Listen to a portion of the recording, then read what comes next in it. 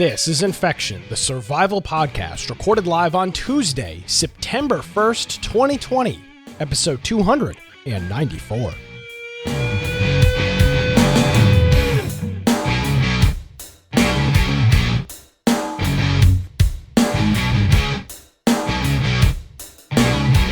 Hello, ladies and gentlemen, boys and girls.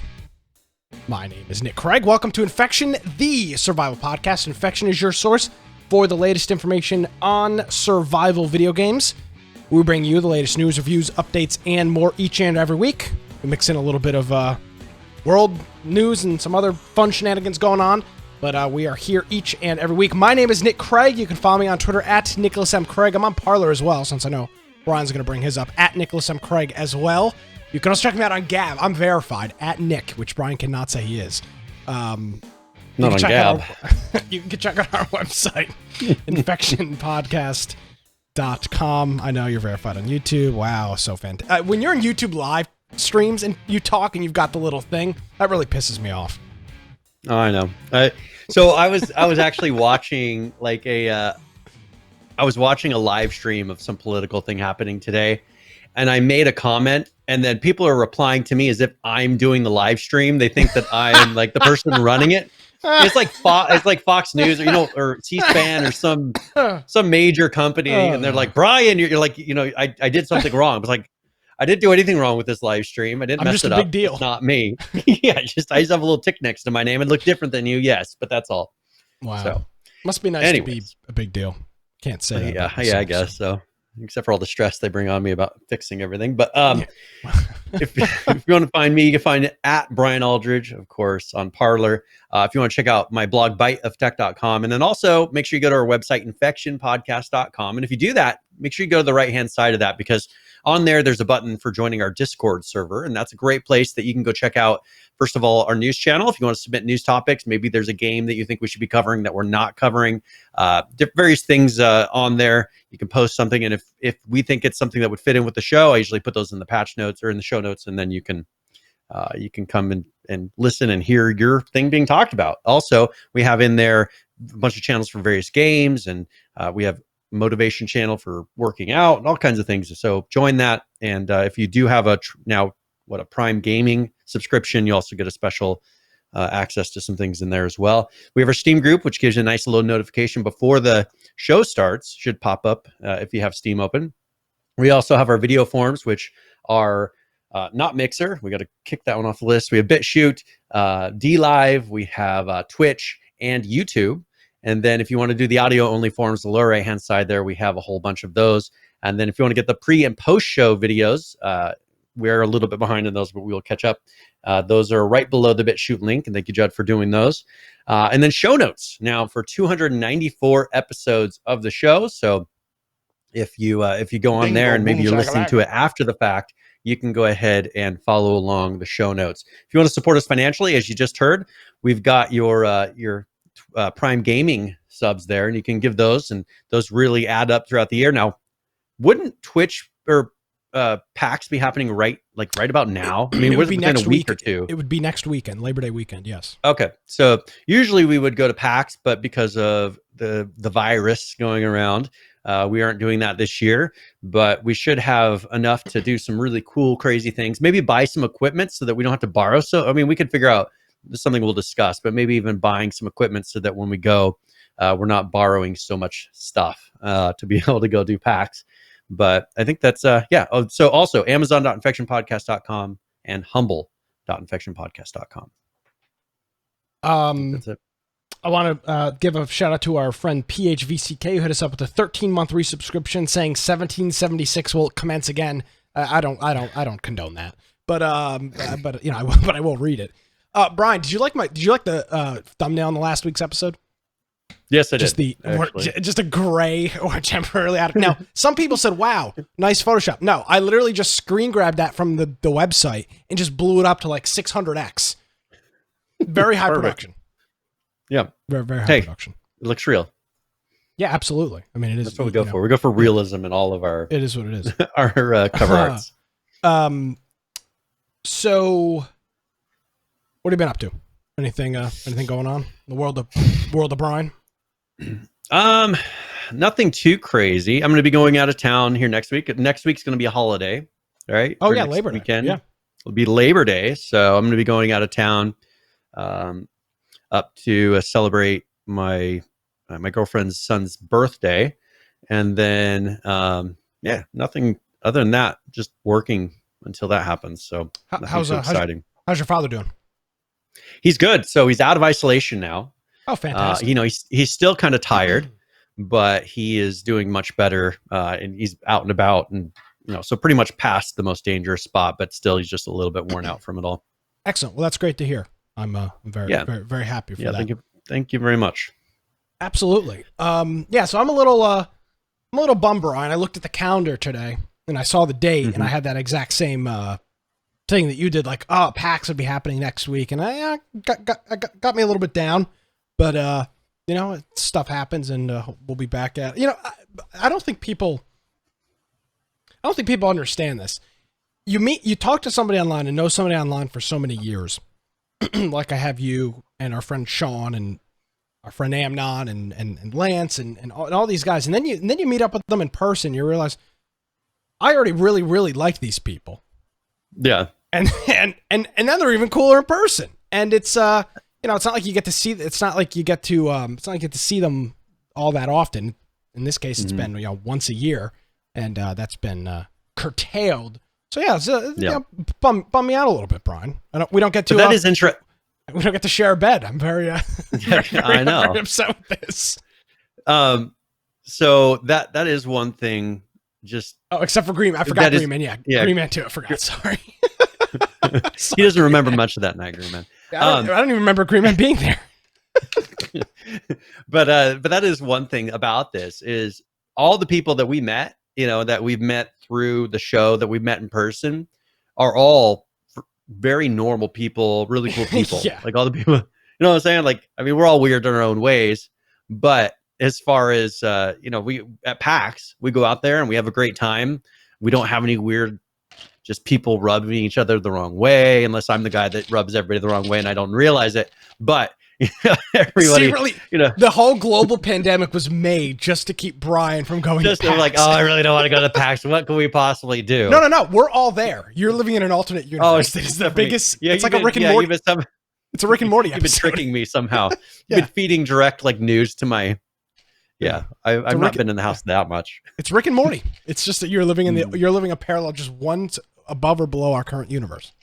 Yeah. Yep. So now it'll be interesting for next year how this kind of lingers and what they change. I've been wondering, and this is kind of related to COVID and some of these major cities where so many companies have closed down. Everybody's working from home. There's a lot of real estate that's incredibly expensive in these major cities that's currently pretty much vacant, right? Yep. How are they going to get these companies to come and release all of, it's not release, as in, how are you going to get them to lease all of these different locations again? Because now that they've got people working off site, they're going to realize, well, we could have half of our workforce probably do this. I think they're going to struggle to fill a lot of those big buildings in a lot of these major cities. Just because people are now in the mindset of, well, we don't really need to have a giant building in the middle of the city. Yeah, I've got a buddy that is in the commercial real estate market. That's his profession, and he is very nervous what quarter one of 2021 is going to look like when people's fiscal budgets are dealt out and they see what might be going on there. So yeah, it's definitely a conversation to be had. I just thought it was interesting. I was thinking, because with the different things in the news, people discussing it, I was just thinking to myself, man, how are they ever going to get those buildings leased? Like, these cities are going to struggle because there's going to be so much vacant property after this. It's going to be really interesting to actually see how it plays out.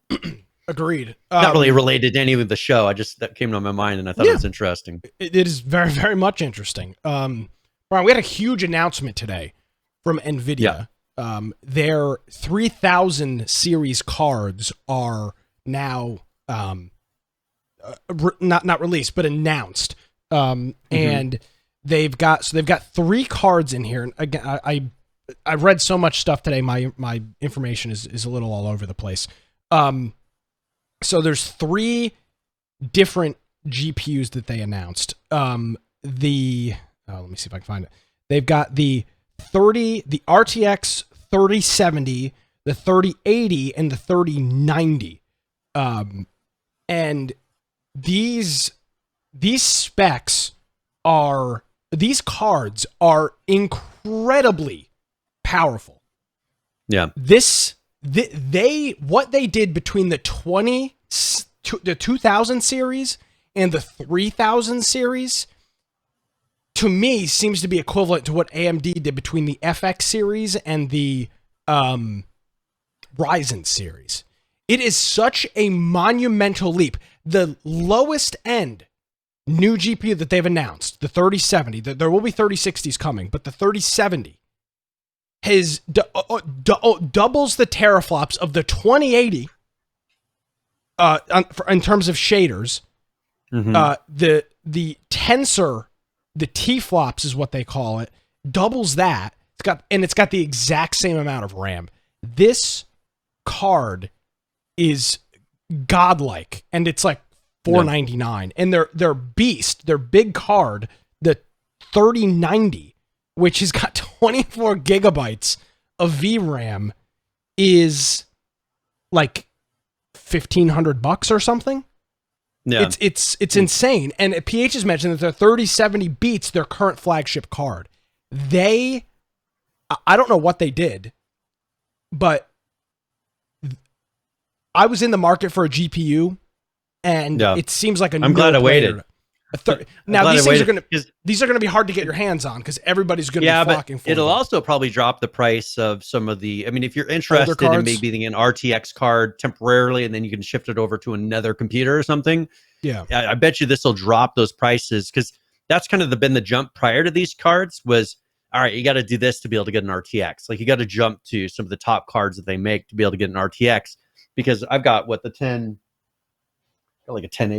You do have a 1080 because I have a 1070. I got a 1080, there. So you have a 1070. One octet higher than mine. Yes, I'm fully aware. Thanks, Brian. But that's the thing, is those cards, even though it's a nice card, doesn't have RTX.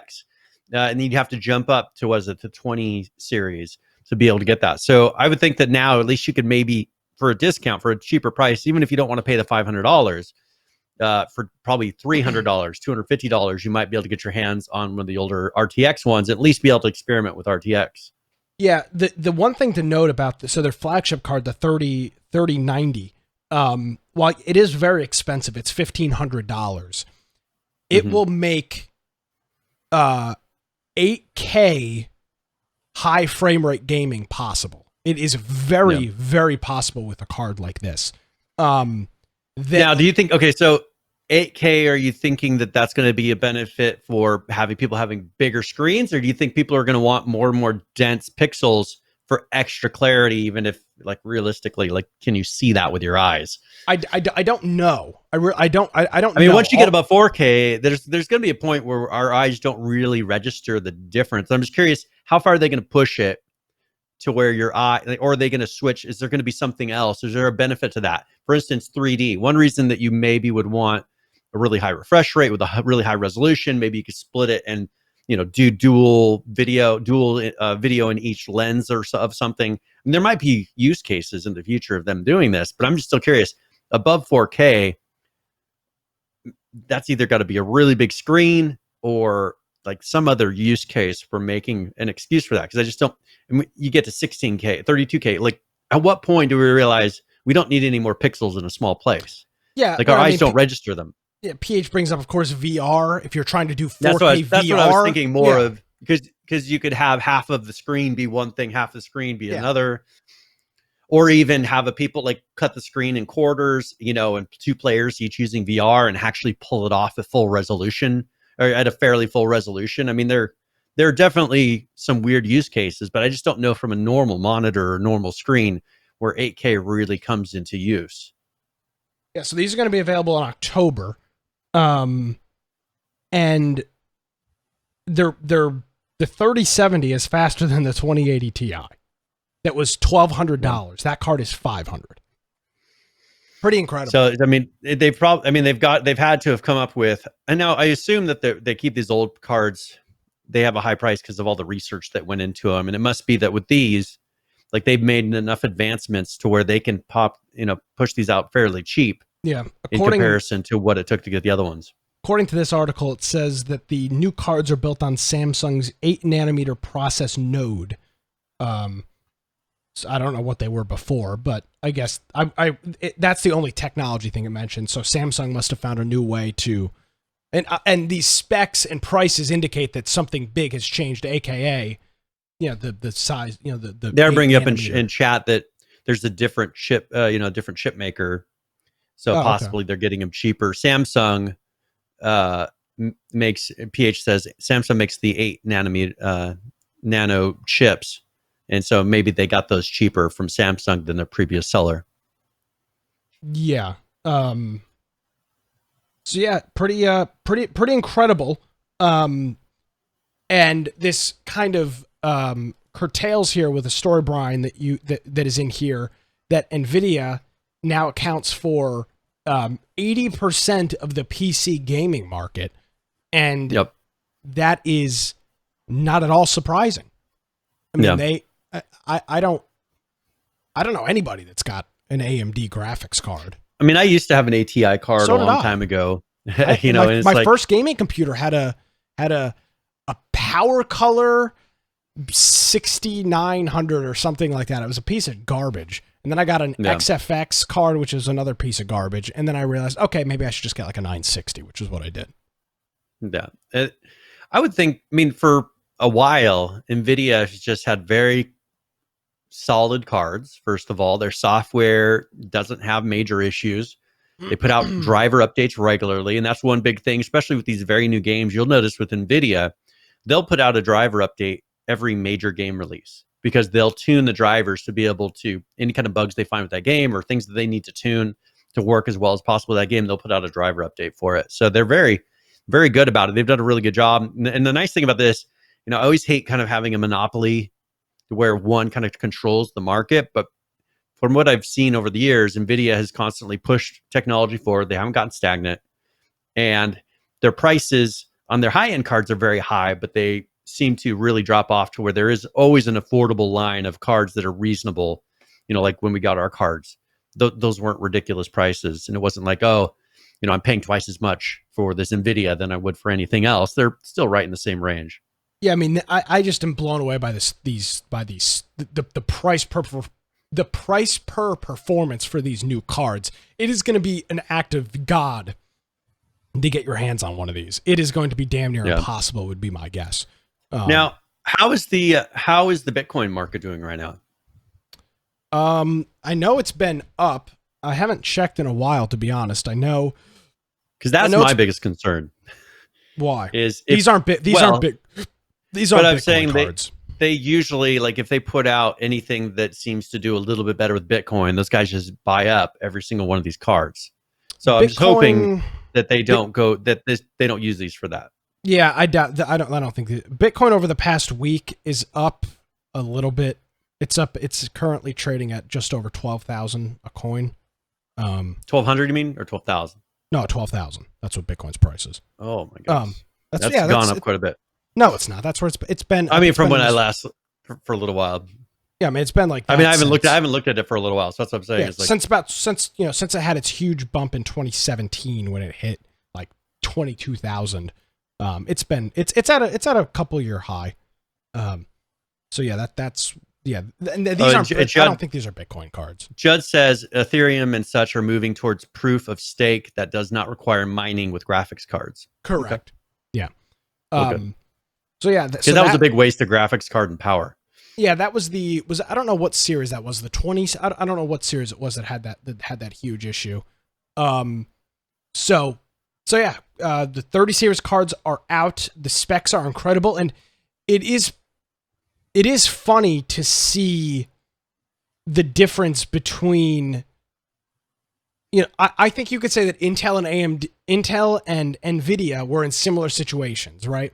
They were the kings of the market. They completely dominated, and we saw what Intel did, which was nothing. They just kept releasing the next gen processor, 6th, 7th, 8th, 9th, 10th gen I series. Well, and even the fact that they weren't putting in the proper research, that they were taking so many shortcuts to stay ahead. That's a sign that they're not doing proper research to really advance the speeds legitimately enough to where they were taking so many shortcuts and AMD wasn't. Now all of a sudden AMD's the top dog because people can actually use their chips without worrying about these vulnerabilities being taken advantage of.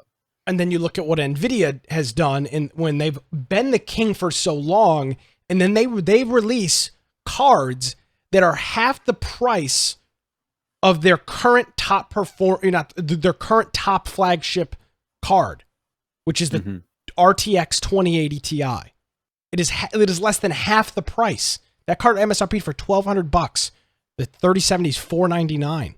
So they've undercut themselves by $700, and the performance is way better. Now, it's just it's so refreshing to see a top dog king reinventing themselves to stay the top dog instead of floating by with 2080 Ti. Waiting until something Intel else comes and competes. Yep. And since, was it Kirby Lake or whatever of the I series, those processors haven't done jack shit.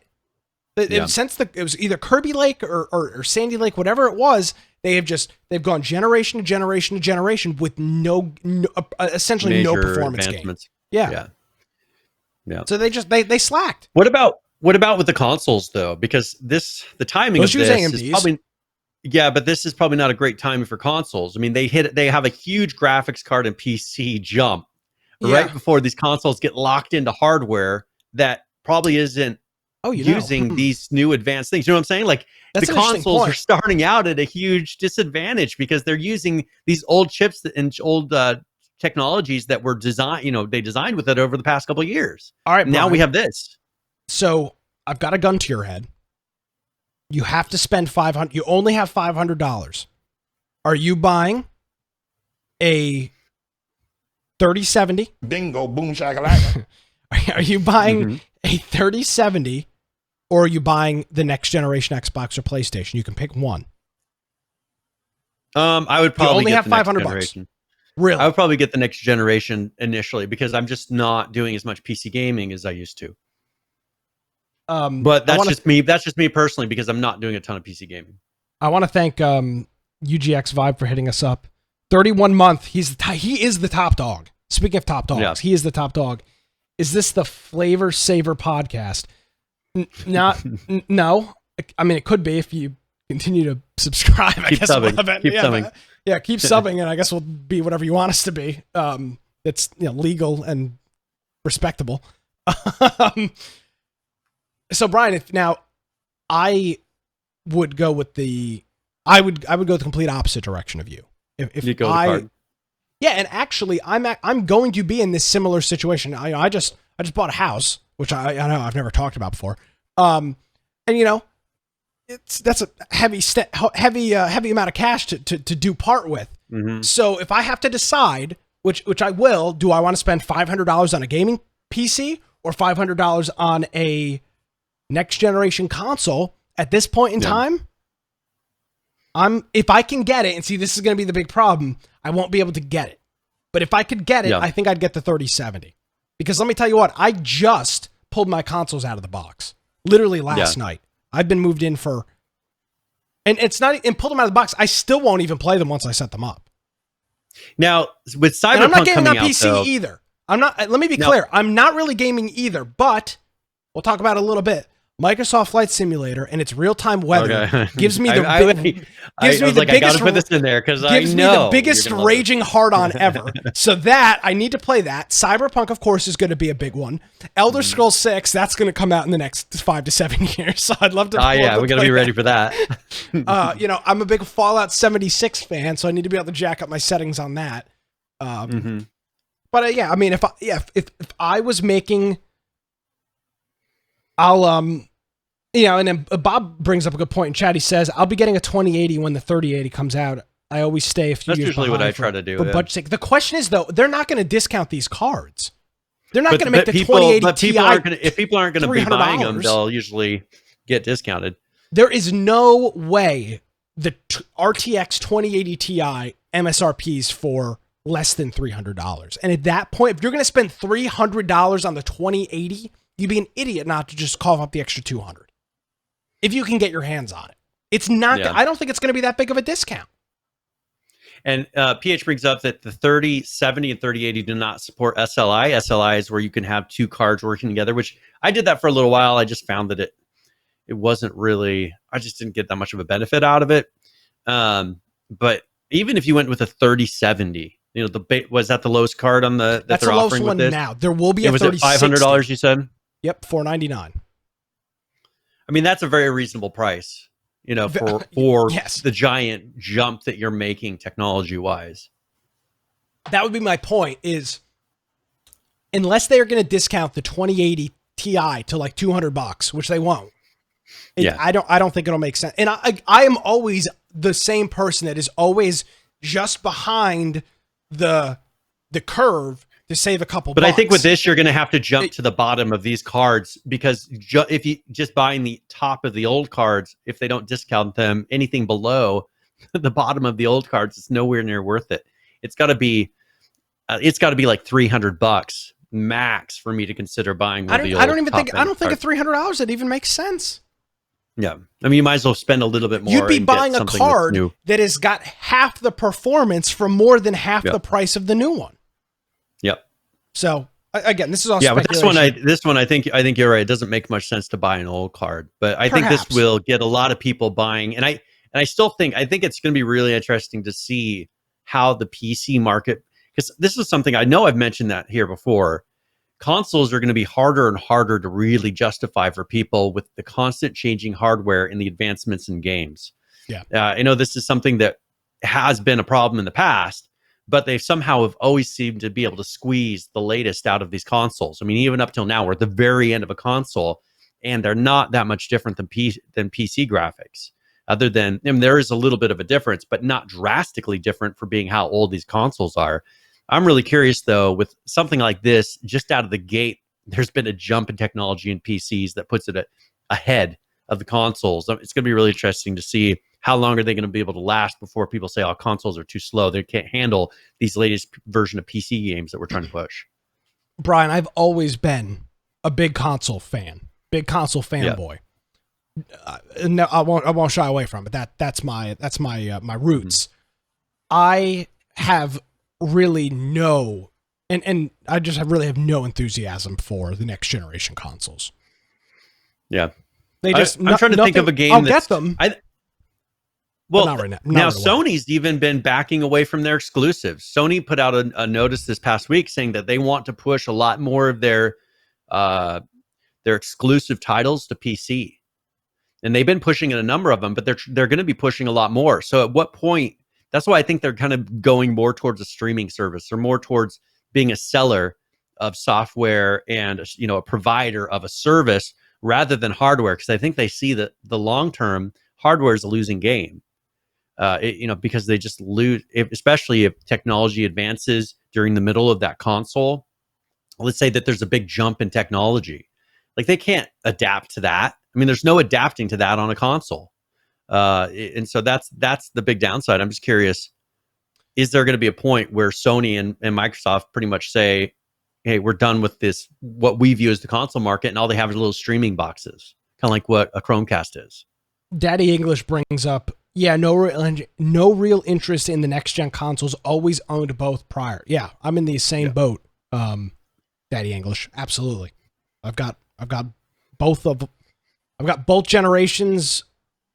I don't have an original Xbox, but I've got a PS2 and forwards on both sides. So yeah, I'm kind of in the same boat. Plus, I'm playing less games in general. But the 3070, Brian, I don't buy new stuff all that often. But if I can get my hands on a 3070, I will. I'll be pulling the trigger on it. Absolutely. I'll eat ramen for a couple weeks to pull off the 3070. Yeah. So, as the thing with some of the junk I've bought in the past couple months, I could have. I bought a t-shirt press. I bought, it's just like an idiot. So there you go. Some great news out of Nvidia. Fantastic news for the consumer. Fantastic news for gaming in general.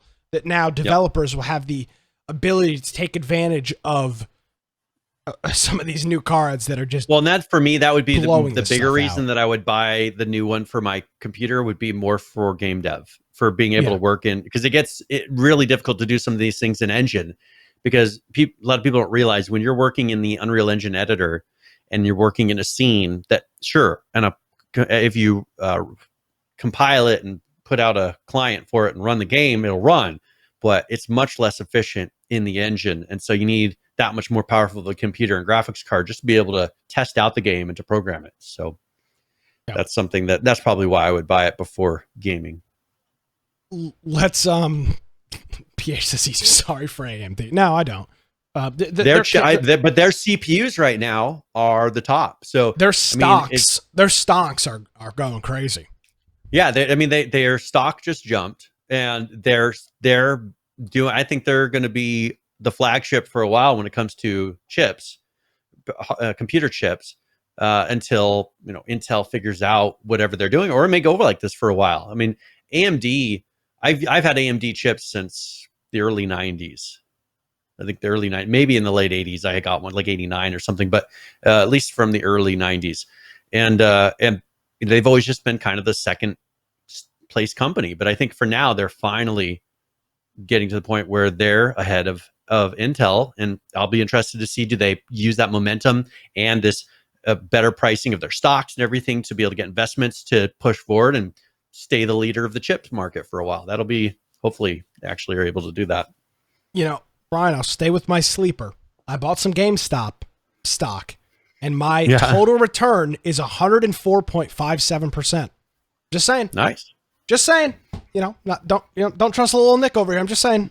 Every once in a while, I said buy GameStop, and I bought some GameStop, and it's worked out. I'm going to retire off of it. Yep. Let's see. Why is everyone buying into this hype? I mean, most gamers are still using GPUs that are so old. There's no point in developing for this technology until it becomes more norm 3 to 5 years, maybe even more. It's an interesting point to make. The fortunate thing with PC gaming is you can scale back your settings, unlike console. If you're any decent development house, you are building your game and testing it extensively on multiple family of chips and age range and families of chips. So even to this day, I would still presume that developers are testing their games on 1060s, 1070s, and 1080s because there's still a whole bunch of those cards in the market. So you make a good point, Kendricks, but developers are building their games and testing them on those cards. And if not, you can always just scale back that's why you've got low, medium, high, ultra. So I'm not, unlike, it's a little bit different for console, but on that, I'm not sure it's the biggest deal. I don't think you get worse performance on a game because the developers developed it on a 2070 Super or whatever it was, or a 2080 Ti. Because it's scaled, everything scales. I think too, though, with some of these advancements in technologies, that you'll see the games being developed like they always are, developed for a top 3/4, right below the 3/4 mark of probably the current CPU range and GPU range. And so eventually you'll start seeing those system requirements change. For instance, let's bring this up really quick. World of Warcraft, I put this in here. World of Warcraft has changed their minimum requirements for the new expansion that's coming out in October. Really? Requires an SSD. Huh. Have you ever seen a game that says it requires an SSD? This is the first ones. And that's the problem, is you're going to start seeing this to where it requires beyond the 1070 and above, let's say, for us. You'll have a game or something that comes out and it'll say requires the 1070 and above. Well, if the people want to play that game, I know that they try to include as many ranges of CPUs and hardware that they can with releases. But if your game is going to not be able to include certain things, I assume with World of Warcraft, the problem is it's accessing so many files for all the objects and things in the world that it needs to be able to quickly access them and not sit there and delay while it's loading all these separate individual files. And an SSD does that much better. So there's certain cases as they start to push forward, and with RTX and a lot of all these other things, I think you're going to start seeing some of these limits being pushed, and you'll have to get some of this new hardware. You'll have a time where it kind of lags a bit, but I bet you now, especially with these new consoles coming out, there's probably some games that they've been dumbing down and having less requirement, because they try to make the consoles and the PCs about the same. They don't want to have too much of a different experience between the two. Sure, you have a little bit higher resolution, maybe things will be a little bit different, but I think with the new console coming out, they'll finally start making games up to the next level. Unreal Engine 5 is coming out soon, which is going to have that crazy no limit on tries and things like that. It's just going to be, I think you're going to see some really weird movements in the PC gaming market that is going to push to where if you want to experience this, especially, Cyberpunk coming out, which is going to be a gigantic game. Games like that are going to come out to where you have to have some of these higher machines. You're not going to be able to get away with having these really old graphics cards anymore. Agreed. So I think you'll see them switching out. And that's nice that these cards came out to where they'll be able to fill that void in a $500 price range and not be a $2,000 video card, like we've seen in the past times. Absolutely. So yeah, there's Nvidia and a little bit of World of Warcraft. So Brian, today's September 1st, as I mentioned in the open, and we talked about this a couple of months ago at this point, but Joe Rogan announced that his podcast was going to Spotify September 1st, and then I believe by the end of the year, it will stop being available on other platforms. And his show went live today with his entire back catalog, but various episodes from that are missing, including episodes with Alex Jones, Milo Yiannopoulos, Krista Ila, and others. All individuals that happen to be right-leaning. Conservative. Yep. Yeah. And I find it very interesting that Joe allowed this to happen. Yeah. Well, he said that they weren't, he when I originally heard him talk about this, because I heard him talk a little bit about the upcoming changes, and he seemed to indicate that there wasn't going to be any limitations, that he could pretty much do whatever he wanted. Well, obviously that's not true if they're striking episodes, especially his most popular episode. His most popular episode he ever had was I think the Alex Jones episode. And they're not including that. The most popular episode they ever had, and they're not including that in their streaming platform. Obviously, it's for very political reasons that they're doing this. And it is kind of frustrating because we have so many times that voices, and this is something that's been brought up, where more conservative voices are censored in a very different way than more liberal voices are. And this is another example of that. It happens on almost every single platform, regardless of what they're saying. I just find it interesting that the big claim is, censorship, freedom of speech, and, we're being censored. Well, Joe Rogan just literally self-censored himself by moving to Spotify because they're pre-censoring his show. So with that being the case, he will obviously never have Alex Jones back on. He will never have Milo if they didn't allow his episodes on there, he's not going to be allowed to bring those guests on. Yeah, because what's the point? You're going to do a show and nobody will ever be able to see it. That's how an exclusivity deal works. So I just find that to be very interesting that they're going to get so criticized for it and so scrutinized for it. And Joe's kind of a no bullshit kind of guy, Brian.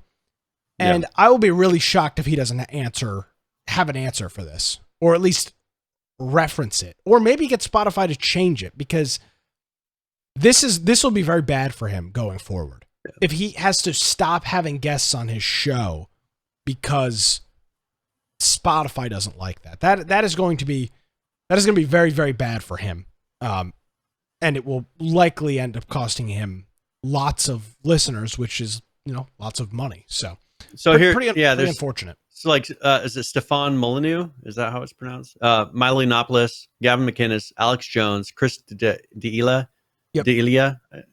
Sargon of Akkad, and Owen Benjamin are all some of them that they removed. Wow. Every single one of them conservatives, or or not liberal. How about that? I've listened to Sargon of Akkad is a liberal. I've listened to all of those episodes, and the Alex Jones one is obviously very much satire. If you watch it, you can tell. And if you look at Joe's facial expression, or Alex's facial expression when he's talking about certain things, that's the case. Chris is a comedian. He's not even a political guy. So rest in peace, Joe Rogan, Brian. Yeah, this is kind of frustrating. This is the beginning of the end of his podcast, in my opinion. I think the thing that made him famous from this is the fact that he could get almost anyone on and he could ask them almost anything. Well, now that he's being censored, that was the beauty of podcasts, was he was not censored. He could say whatever he wanted, and that's what he claimed he loved about podcasting. He said, "Come on here, I can say whatever I want." Well, he just lost that. He's no longer able to say whatever he wants, and so there's not really. I can understand that they maybe put a warning, put something and say this could be sensitive. This could whatever. Put any kind of a warning you want before the episode, but to remove them outright, I think does not show well for the whole platform at that point. Yeah, absolutely. I hope Joe is asked about it and gives an answer to it, because I really would like to know. Yeah. Even the daughter of Jordan Peterson, she went on there and talked about some stuff. Yeah. They took off the episode with his daughter on there because they don't like him. It's like how, and she does like health stuff. She talks about health things. Yeah, she does. Yeah. She's not political. She's not really, she's not super political like her dad. And this is something it's very strange to me. They're definitely, like, their list of names is very obvious what's actually happening. Yeah. So pretty unfortunate, but can't say I'm surprised. Now, Brian, we don't like to talk about politics on this program. Well, that's not true. We don't like to talk about it. We tend not to talk about it because it's not everybody's fancy, but I felt the need to bring this into the show. Brian, Animal Crossings. Have you heard anything about what's going on in Animal Crossings? No. I mean, I've seen that it's a game that some people are playing quite a bit. The Joe Biden campaign has announced that there are now virtual yard signs available in Animal Crossing. So now you can. So now, and this is real. So now you'll be able to put these. You'll be able to put these yard signs up in your island, your virtual land, your virtual house. My gut reaction to this was, well, this is par for the course with Joe Biden supporters, right? Living in a fantasy world. But my second point to this was,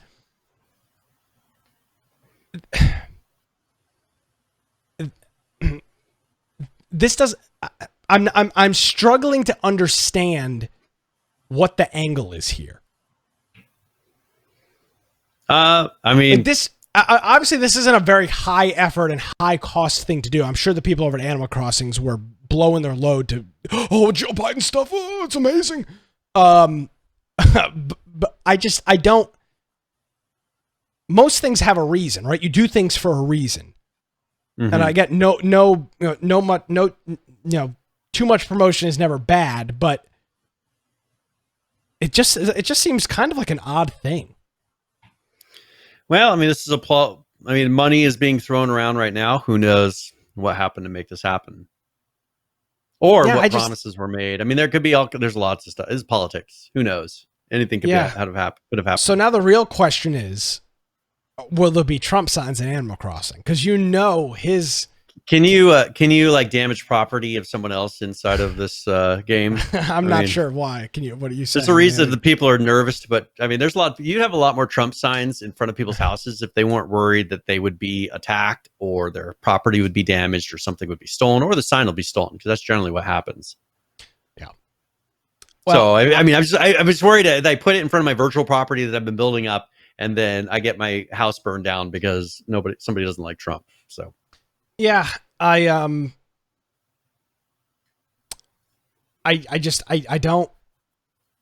don't know. It seems like it just seems odd. Yeah. It seems out of place. Political year, doesn't it? It's an election not even year. Politically. I can't imagine that this will have any impact at all on anybody. Well, I get tired of politics being brought into games.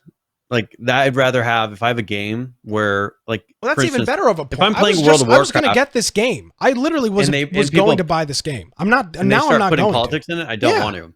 I don't want to see this crap. Now, did you see that people are mad because in the new, was it the Call of Duty one where there was the raised fist, which is a sign of communism, by the way. If you go look, it's an identical. That's the symbol of communism, and that game is about communism and fighting communism in the 80s. And they're saying, "Oh, we're sorry that we did a slight to the Black Lives Matter movement because we have a raised fist that's identical to the Black Lives Matter movement." No, it's identical to the communist fist. Oh, which happens to also be identical to the Black Lives Matter fist. I don't. This is silly me. So they removed the communist fist from the game about communism because it was identical to the Black Lives Matter fist. Well, imagine that. Isn't that funny how that works? That wasn't the Black Lives Matter fist. That was the communism fist, by the way. Yeah. They're just identical. But how are we supposed to know the difference? No, of course. You definitely would never know the difference. But yeah, I guess maybe that's it. I don't want to see this crap. Again, I'll say it a million times. Trump or Biden, liberal or Democrat, Republican or Democrat, liberal or conservative, doesn't matter. People use video games, sports, television as an escape from reality. Sports are all gone. All of it now is all virtue signaling, gaslighting, political. Entertainment is all the same. And now video games are all in on this. I had to unfollow IGN on Twitter this week, Brian, because they tweeted let me see if I can find their tweet. And I'm sorry to get off on a tangent here, but you're fine. It really pissed me off. Now, one thing, this was a tweet. This was IGN's tweet in the middle of the day on Saturday or Sunday. Here are some of the Black Lives Matter charities and resources we are supporting and additional ways to take action. If you go to IGN's Twitter, this is what their tagline says, Brian. We are all about video games, movies, TVs, and bug snaz. Okay. This tweet has got nothing to do with video games, music, or TV. This is politically virtue signaling and just spewing an agenda. And it's just, I don't follow IGN for that. And it's not even what they say their account is. So if we made a movement and then we used a symbol that looks identical to the swastika and said that is not the swastika, it is not it, and then we get pissed at everybody when they say, "Hey, your thing has a swastika in it." That's pretty much what Black Lives Matter did with, it's like people could look at you and say, "Oh, that's we could say all day, oh, that's not the swastika." Yeah, right, it's the swastika, but we're supposed to look at this Black Lives Matter symbol and say it's not a sign for communism. That's what frustrates me. Like, it's the same as taking a swastika and saying, "Oh, you can't say it's a swastika. You can't say it's a Nazi thing." It's not. It's different. But then we're supposed to do the same thing when we see the exact symbol for communism sitting there in a logo and they're posting it everywhere, all over in our faces. I don't want to see those things. It frustrates me that they're throwing communism into my face and I'm supposed to accept it as if it's normal. It's like throwing the swastika at me and saying, "Oh, you have to accept it," because that's not the swastika. It's a little bit different color. It's pink, so it's friendly. but it's, you know, the same shape, but it's pink. You're okay. No, it's not. I don't want a swastika. I don't want the communism symbol all over my games, all over Twitter, and it's all of a sudden accepted. It's crazy to me. Anyways, Yeah. that is today. This year is the craziest year. Now, a year ago, for people, I mean, people remember I was going through my divorce. I graduated all in the same week, and I thought that was crazy. This whole year has been like that up, you know, since the beginning of this year. That's ridiculous. So, anyways, that's where we live. That's the current state of where we live. Just for Gaming says that's the exact same reading I stopped reading. That is the exact same reason I stopped reading Kotaku years ago. Exactly. And now you can't see it. And now Animal Crossing's got, Joe Biden, Kamala Harris stuff in game. It's very fun. And now we're talking about it, which is exactly what we never wanted to do, but unfortunately have been pushed. I mean, it's become so much a part of our games now that there was a period of time where every single game was promoting a symbol of communism, and we're supposed to be like, oh, just ignore it. That's that swastika. It just looks like one. We're fine. It's the stupidest thing. We're supposed to be silent about it and act like it's not happening. I mean, I remember bringing up a long time ago the Emperor, the Emperor's New Clothes analogy with this whole thing. I'm supposed to sit here and pretend like the Emperor has clothes, and I'm looking and seeing the Emperor's naked, and I'm supposed to sit here and be silent about it. No. If I see that the Emperor's naked, I'm going to, hey, the Emperor's naked. Look at that. I don't have to get in a huff about it, but you can't look at me and say that I'm wrong. He's naked. It's right there. And that's the frustrating thing, is we're supposed to sit back and act like it's not happening when we can see very blatantly that there's certain things happening. But, it wouldn't be nice to point them out. Well, it's reality. I mean, I've always been taught to accept reality as it is, right? I mean, that's how we're supposed to operate. And now all of a sudden we're supposed to pretend like reality is just in between our ears and the rest is all in our imaginations. I have no idea. It's frustrating to sit here and watch all this happen. And it's happened. It's continuing to happen. This year has been one of the weirdest years I've ever seen. That is the case. So we'll get off our political soapboxes here for a couple of minutes. Brian, in the pre-show you mentioned a game that you had the opportunity of watching your girlfriend play, and that is Grounded, which is the Bugs Life style game, where or Honey, I Shrunk the Kids type of thing. Yep. Yes, where you play as a bunch of kids in a shrunk down world. You're in literally like a backyard of something, and you're building, and the bugs are huge because just you as the players are tiny.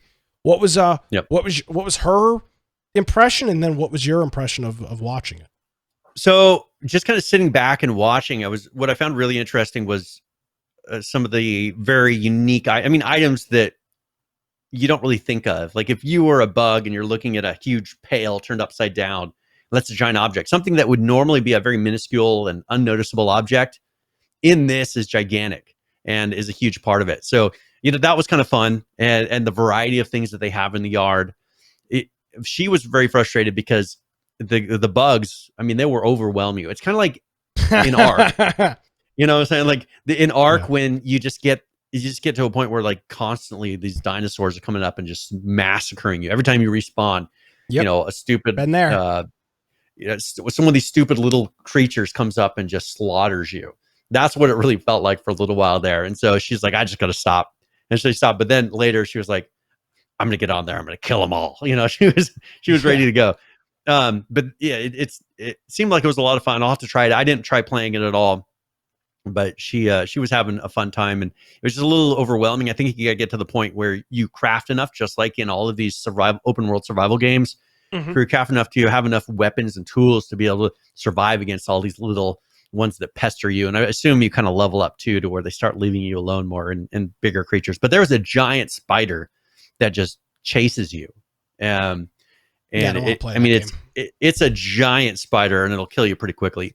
Now they did put out a pretty much a developer log of their August content update that they just did, and so that's a couple minute long video. Right after that, there is a trailer that they did, kind of as a thank you, that will show off some of the gameplay that's very new as well. But let's do the content update, because that'll talk about some of the things they just did in this recent patch. Oh, hold on, I didn't realize there was two videos. That's my bad. Do you want to do the other trailer while you're getting the other one ready? Or you're good? No, we can do that. We'll roll on the fly here. Here is the August content update for Grounded. Hello everyone, and welcome to another video in our devlog series for Grounded. Today, we're going to go over a few of the items that came with today's content update. My name is Shyla, and I'm the social media manager here at Obsidian Entertainment. So let's get started.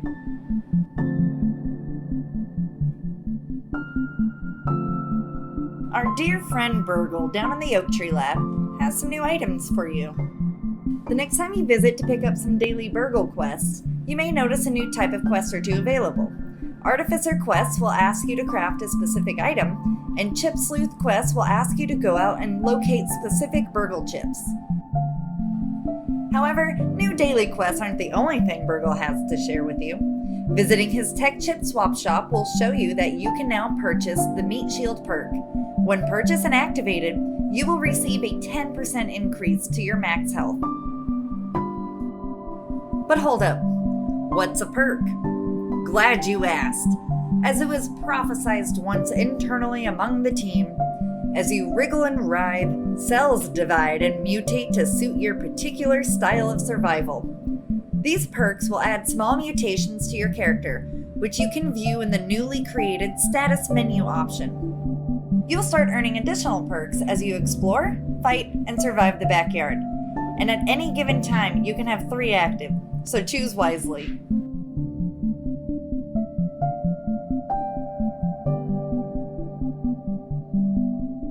After updating, you may notice a few changes have been made to the backyard, as the game continues to evolve during this Xbox Game Preview Steam Early Access development period. One of the changes you may have picked up on in the last portion was that specific interactable items in the world now have a faint purple glow around them, like Burgle had when you met up with him. Items such as food bits, storage containers, and more will have this highlight to help you know that it is something you can interact with. Something else you should do when you update your game is go ahead and head over to the flooded area and check out the water. Not only has the water been improved to help convey movement, but there are some new friends you can meet too. Cute little buggers. Speaking of cute little buggers, the spiders have been learning from all of your techniques and have taught themselves a new set of attacks. Yep, stronger spiders. Just what everyone asked for. No. Make it stop! New quests, new features, new changes, and also new crafting additions. To help decorate your base, you can now unlock 2 new fences and table recipes. Sprig and acorn fences and grass and clover tables are sure to add some nice touches to your bases. You can decorate your base, and with this update we also included a new armor piece to decorate your character. The marksman cap is both dapper with the decorative crow feather, but also practical for players who like to strike their enemies from afar. And lastly, we added a new bed. This way you can be sure to get the perfect night's sleep before starting another day of surviving. But wait, what resources will we need for this bed, you ask? Or this cap? That, my friends, you will have to discover on your own.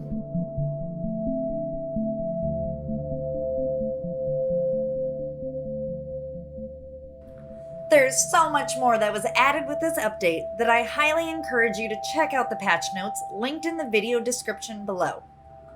Also, I want to remind you to be on the lookout for our community Trello board and the game roadmap. Y'all have been sharing so many awesome ideas. There's no telling what will be included as the team continues development, so keep all of your suggestions coming.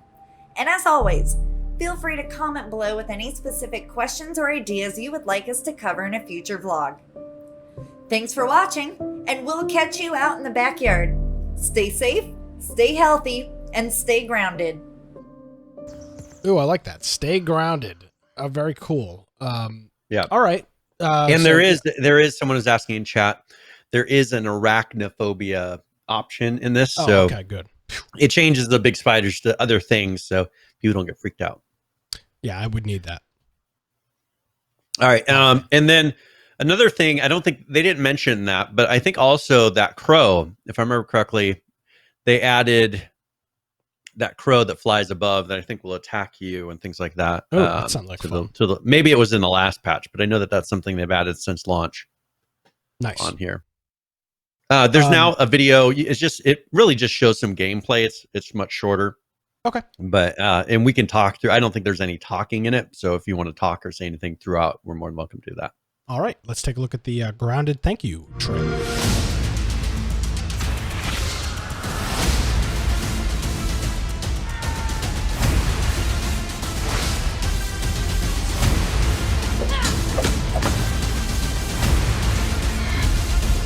Oh, no, thanks.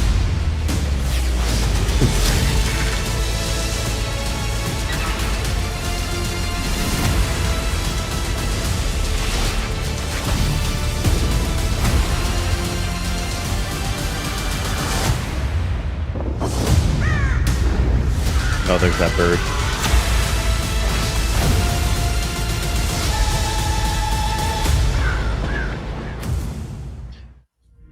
And I'll mention too, she wasn't playing the multiplayer. She was just playing single player. So I haven't tried the multiplayer to see what playing with other people's like yet. Gotcha.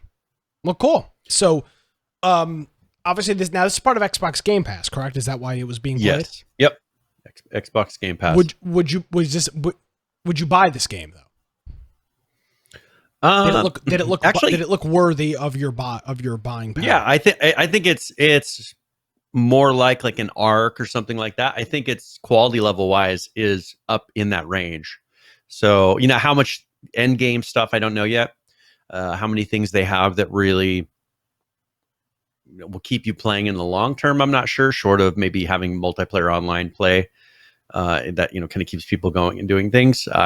I'm not sure, but as far as a game, if you're looking for something that's like Ark, that's that style of a survival game, it seems like it's right about there. It's got a lot of cool features. Ark.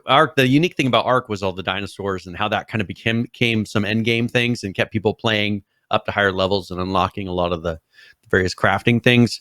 That'll be the kind of the indicator of whether or not it's successful like that, is if it has something beyond the first 5 hours of gameplay. Because I heard people that have beat it, and so the single player game isn't really a long-term thing. That's where I think it has to be whatever they bring to you in the online play that really makes it playable for long terms of time.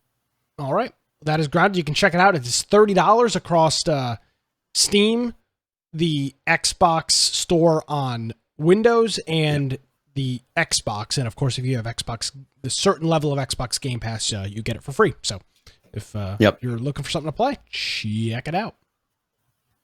Very good. All right. So let's talk really quickly. First of all, there was an article talking about how in CSGO, coaches were using a spectator bug to cheat in tournaments. Nice. And so Mechano Gun, Hunden, and Dead were all suspended for taking advantage of this bug.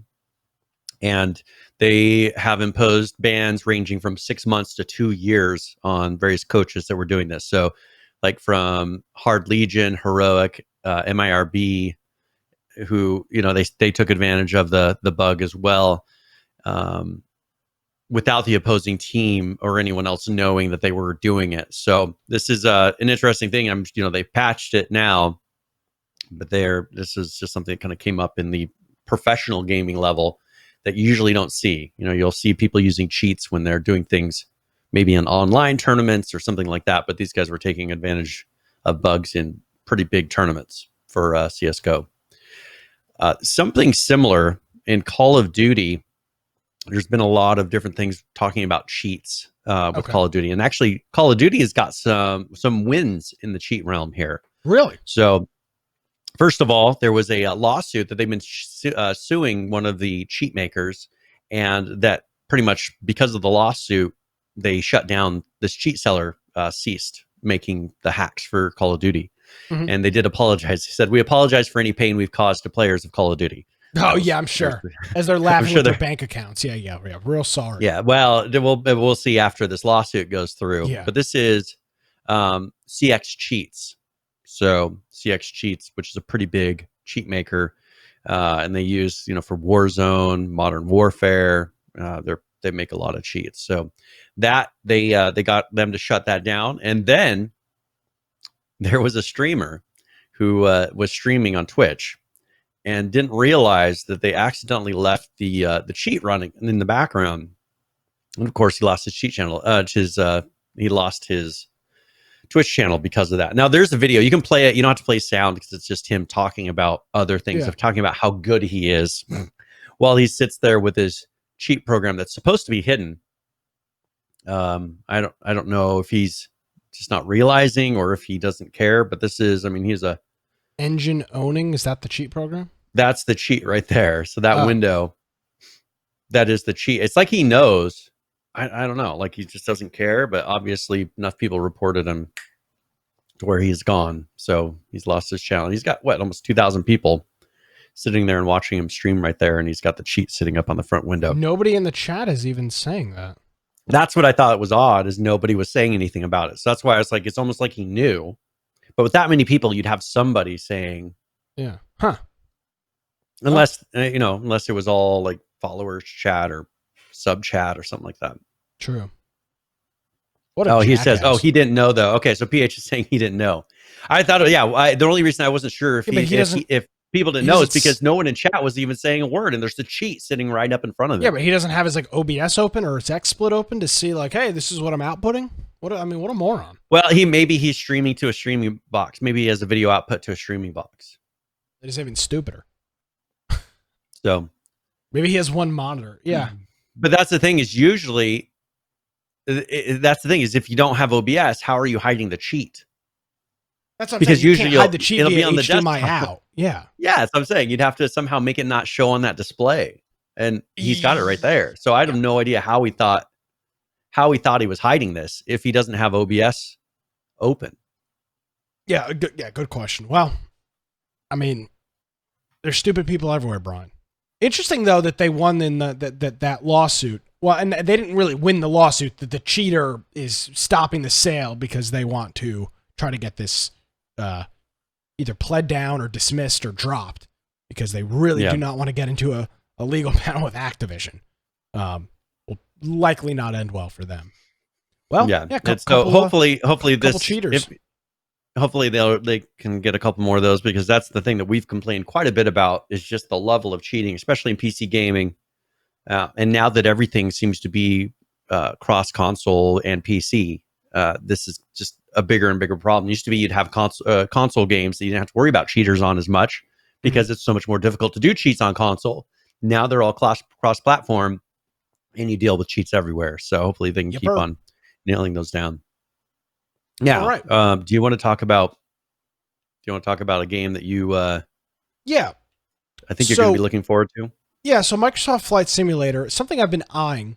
Not because I'm really into the flying thing, but just because, I don't know, Brian, it was one of those things where you kind of feed off the hype train, and I follow a lot of people that were really excited about playing it. So I've just been hearing people talk about how they can't wait to play it. They can't wait to play it. And then as I've seen things, they've actually got a real weather system in the game. And real-time weather. Yep. Real-time weather. So not like real-time weather as in like everybody's playing in the same weather, like real-time modeling what is actually happening in the continental United States in Microsoft Flight Simulator. So there was a streamer here who actually flew through Hurricane Laura, which just ravaged part of the lower Louisiana, just ravaged parts of like Lake Charles and whatnot, toppled transmission towers, just twisted those things like toothpicks. And it was cool to watch this guy fly through it, very similar to what the hurricane hunters do. I guess I don't need to make my game anymore, Brian. It seems like weather simulators right here. It's already being handled by the folks over at Microsoft. So this guy is, it's a long video. It's about 6 minutes long of him flying through. I did timestamp it at the point where it kind of starts going into the hurricane. And you can see right there, here's the eye of the hurricane that he is flying in right now. There's the eye, and you can see the eye wall of the storm. Pretty amazing. Now, the one thing that I would have thought would be more extreme that they didn't seem to capture was the wind. Correct. It does not appear that if it realized this is a hurricane, you figured that they would put in some sort of an effects, and they could really improve that. Would have been if they really wanted to just impress me right out the gate, because that's the thing I was kind of looking for. Like, I wanted it to feel like you were flying through a hurricane, and when you listen to it, it's just like he's flying through clouds, and I found that kind of disappointing. But the visuals of it are amazing, but I think they could have definitely gone to the next level. And if you're having tense wind, make it so that your plane actually notices that there's intense wind. Yeah, I'm sure that will come. But yeah, pretty cool that's in there. And I think this is part of the Game Pass too, isn't it? No way. Well, I think it is. Microsoft. I don't think it is. I'm almost positive it isn't. I'll check. Microsoft Flight Simulator is on Game Pass. Really? Yes. I did not know that. So, I can try it. Yeah, your computer won't play. Your computer won't play it at decent specs. This thing is a beast of a game. Yeah, that's one thing because I used to play this. So when I was in high school, I think I used to play Flight Simulator. Back in the 90s, I used to play Flight Simulator a lot. And I taught myself to fly on Flight Simulator because it was realistic enough. And I actually went into a plane and I flew and landed and everything in a real plane based off of what I learned in Flight Simulator. Yeah. I'm going to pre-order the 3070. It is a lot of fun. I really enjoyed Flight Simulator. So yeah, it's a fun game. I was reading an article somewhere on Reddit or something that yokes and whatnot are just completely sold out everywhere. Like, you can't buy yokes. You can't buy flight pedals. Well, Lance has a really nice one from our from when we were playing Elite Dangerous. Don't you have a nice one too? I should have bought it then. No, I didn't end up getting it. Now I might end up getting it, once they come back in stock. Yeah. Because I have it on my wish list. Like, there's a certain series that's really nice. Yeah. So yeah, little bit of news there from Microsoft Flight Simulator. I appreciate you putting that in there, Brian. I know. I know. I saw that weather and I was like, I just have to show it because Nick's gonna love this hurricane. Yeah, it was very cool looking. So thanks for that. All right, so you mind if I announce the game giveaway here really quick? Absolutely not. All right, so if you do exclamation point giveaway in chat, and I'm doing 60 points, you have to also be a follower of the channel.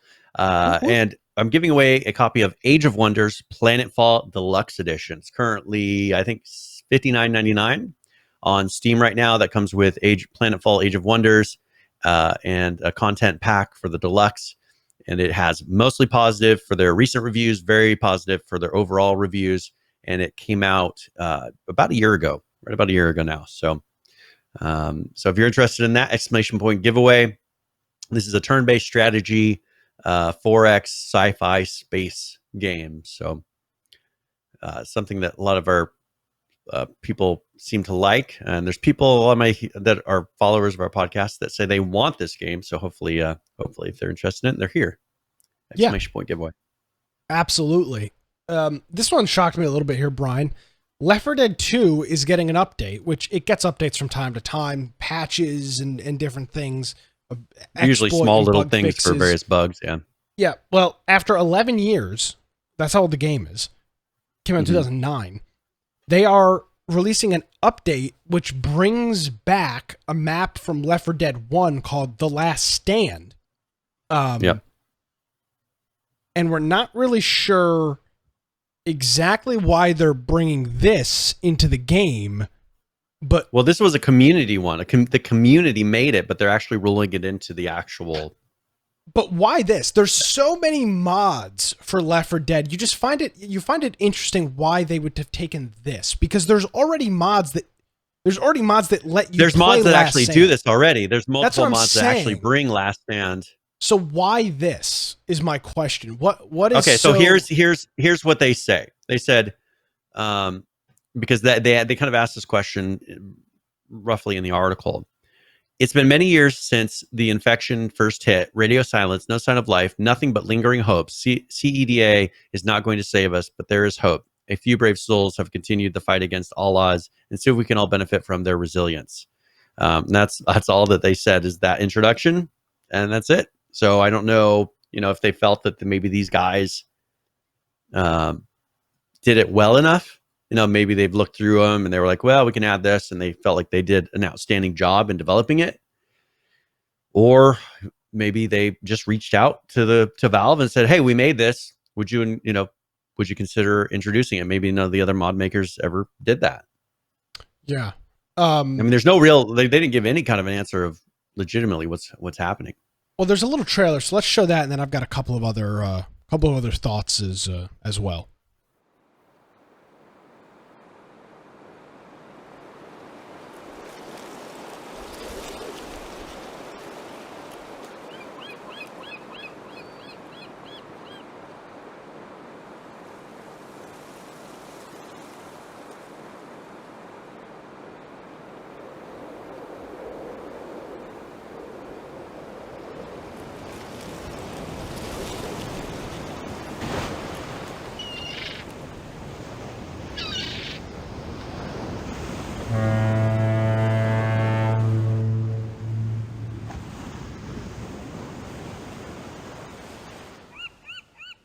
Do you think that this possibly is a teaser more for Left 4 Dead 3 than anything else, to get Left 4 Dead back in people's lexicon and have it be a game that to get in the news easy? Well, it's just something, when was the last time you heard or talked about anything Left 4 Dead related?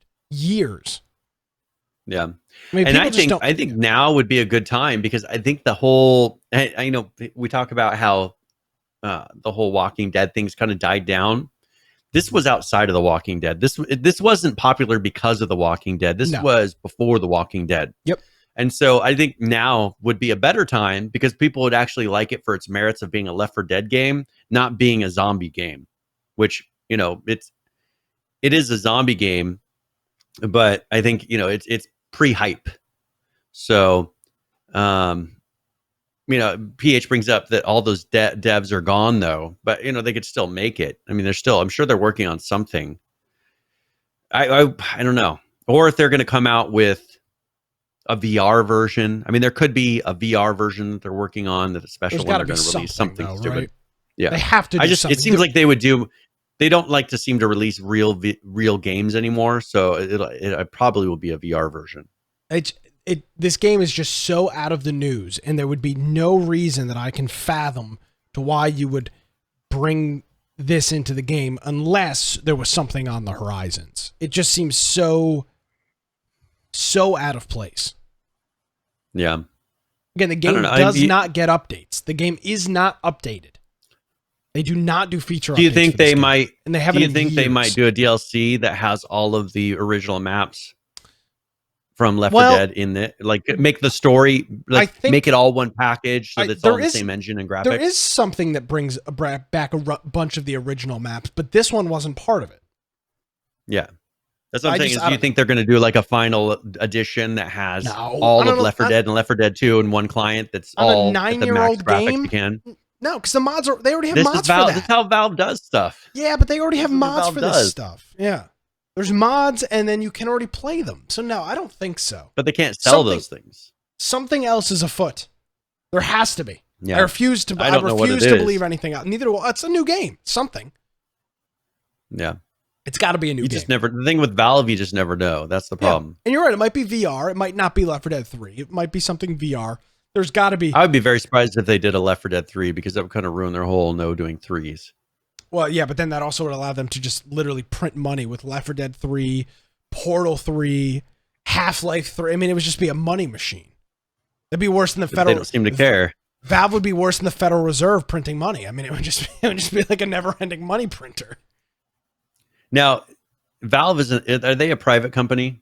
Yes, they're not publicly traded. They can't be public. I mean, so they can't be publicly traded. Well, they could be publicly traded, but you have to. They don't make an effort to make money. I mean, they don't follow the rules of being a publicly traded company. No, Amazon's publicly traded. They don't make any money. They lose money. Plenty of companies lose money. There's not rules to be publicly traded. The point is, well, but if you're leading that, if you're on the board, your goal is to make the company money, and they seem to make decisions that don't make the company money. Well, I'll tell you what, taking 30% of everything off the top, they're making a shit ton of money on. Well, okay, on one thing. I mean, they're making. Imagine scraping 30% off of everything. Imagine if you said, all we have to do is make this one game, and we will make however many millions and millions of dollars. I mean, Brian, you went to the board, but we don't feel like doing it. It's like they would say, well, like, what? It's like you going to the grocery store and just taking a big old spoon out of every ice cream and just one after one, just everything and putting it back and taking it and putting it back and taking it and putting it back. Why would you ever buy ice cream? I know. They need to, yeah, that's the problem. Maybe that's why we don't get any of like the good games that everybody's always begging for from Valve anymore. I mean, they make a really good game, then they make a second one, and they do a good enough job on the second one that people are like, if you just made a third one, it would be awesome. But they never do it. Yeah, well, I've said this multiple times. I don't believe that those games are all quite as great as people make them out to be. Well, at the time, they're very Portal was good. Really fun. They're very fun. I'm not saying they're bad games, but I do not believe they are these especially Half-Life. This is not some god I think Half-Life was over. I think that Half-Life has gotten more of a meme status rather than an actual being a legitimate. At the time, it was a really good game, but I think the rest of them is in meme status. I think Left 4 Dead was awesome at the time. I think Portal was awesome at the time when they released. It was. But I think they've gotten behind. I think their technology has gotten farther behind to where they can't make games that are cutting edge like those were at the time. It's not God tier. That's my point. It's not Halo. But yeah. Well, I'm not a big Halo fan, but I understand. No, but it's not Halo. It's not these big iconic franchises. And I'm not chosen not to make them now for some reason. not saying the games are bad. That's not my point. They are not the god tier. And I love the Portal series. It's definitely within my top 5 game franchises. Love it. But it's not god tier. It's very, very, very fun. I enjoy it very, very much. But that's just my take on it. Yeah, I think it's kind of odd how I think it comes down to technology, and maybe this recent Half-Life VR thing they did was kind of a signal of, hey, we've updated our technology. We have the ability to start making games again. And maybe we'll start seeing real games coming out from them. I think that there was a time when they lagged so far in their engine, they knew that if they released a serious game, that people would laugh at them because of how far behind their engine was.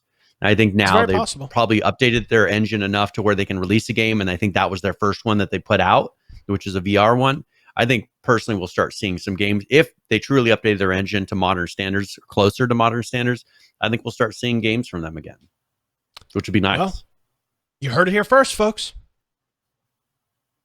I don't know if that means going to mean Half-Life 3, but, you know. I mean, that's what I'd go post that on Reddit. Infection Podcast had it. Yeah, you heard it here. Yeah, exclusive news. Yeah. All right. What else we got?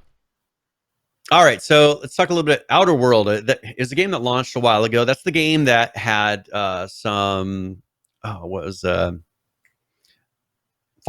the Fallout devs. It's the guys that made New Vegas. So pretty much the New Vegas guys, they created Outer Worlds, and I played a little bit of it. Seemed pretty good. Seemed very, very Fallout-y with a little bit things fixed up a little bit. But they have announced a DLC that's going to be coming out. So if you want to play that really quick, this is Peril on Gorgon. And this is their announcement trailer.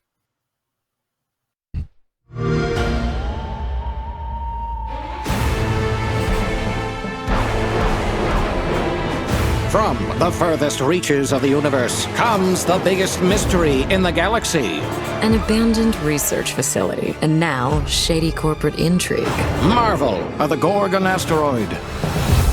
A sordid stopover, full of salacious secrets and scandalous strangers. Greetings, attractive patron. You are looking downright unlawful today. With the right kind of case, they wanted us to develop a miracle drug. Can put you on the wrong side of a gun. Or sword. Or this thing. Thrills. Danger. Intrigue. A word of advice before you go, Captain? Trust no one.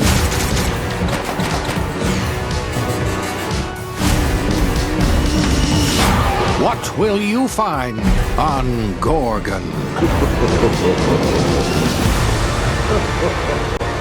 This internet cannot bring you any... All right.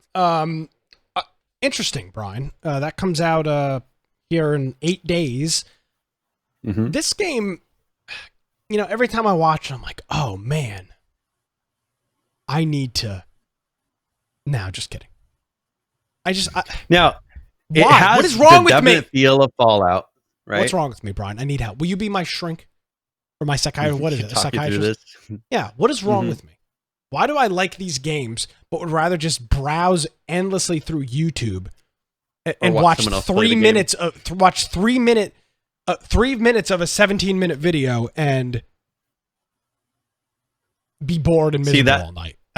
No, that's the problem. It's like, because Tara was like, "Do you want to play?" I was like, "No, actually, I'd just rather watch you play it."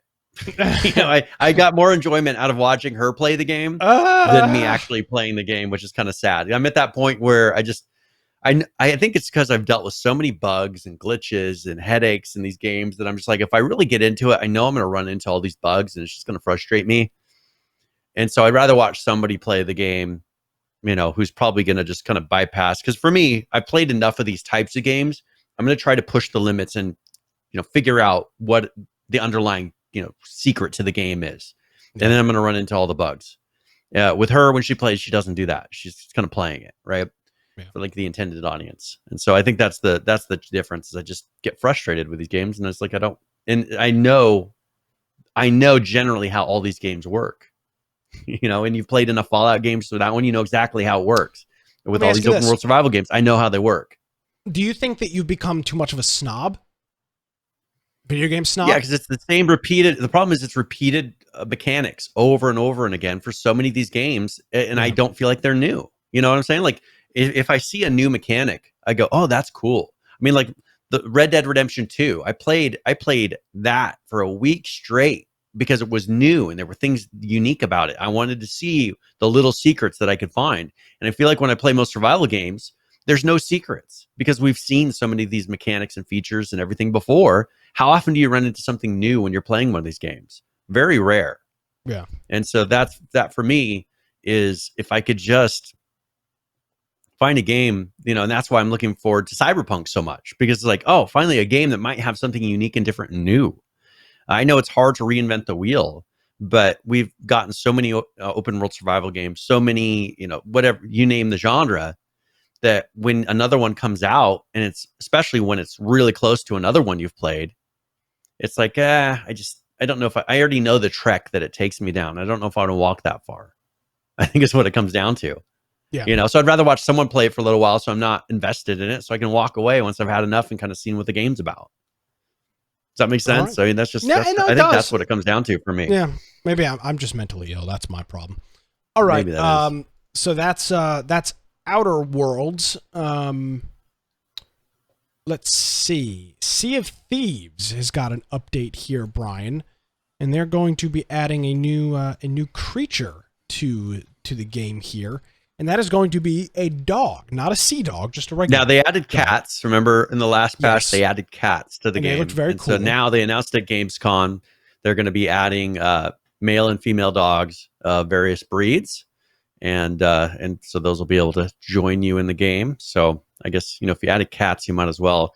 And they have a bunch of, so they have various pets you can get for 349 coins, and then 649 coins for the Flasher Collector's pets. So I guess those are better pets. I mean, these look all right. I mean, they're just dogs. Yeah, I mean, it matches the game. I'm not a big fan of dogs, so I mean, maybe I'm biased. Yeah, I mean, hey, they're cats for you, so okay. But hey, so that's coming out. Okay, hold on. So, okay, I got to show you something here. So I'm looking at this tweet. All right, Sea of Thieves, woof woof. Show me this thing. It shows some replies, right? Then it shows other tweets that are similar. Mm-hmm. Why is this coming up? It's a similar everybody tweet. knows furries are. But why? Are you saying furries are not dogs? Well, no, I'm just asking. It's not in banned off of Twitch here today? It's not in response to this tweet. It's more tweets like that tweet. It's not. They didn't tweet it to them. This is This is promoting a furry convention in Wilburton, Oklahoma. Why is this in line on Twitter? What is the relevance of this? And then it goes right back to a Sea of Thieves tweet. Like, what is the algorithm for this? Yeah, there's no like hashtag or anything. No, there's not really. I guess now is there furry in the description? Like in that description of their original ones, is they furry? No. I don't know. Yeah, I don't see a why woof woof. Are they saying woof woof? No. No idea. I don't know. I'm looking for whatever it is they used to tie it. I don't see it. They must be using some sort of like image. They must be using some sort of image recognition. I would think, because I don't see anything in the text that points it to that. They see this is a dog, that's a dog. I click on a tweet and I'm used to scrolling down to look at comments, and I get 4 scrolls down and I'm looking at I'm looking at this. Why? Yeah.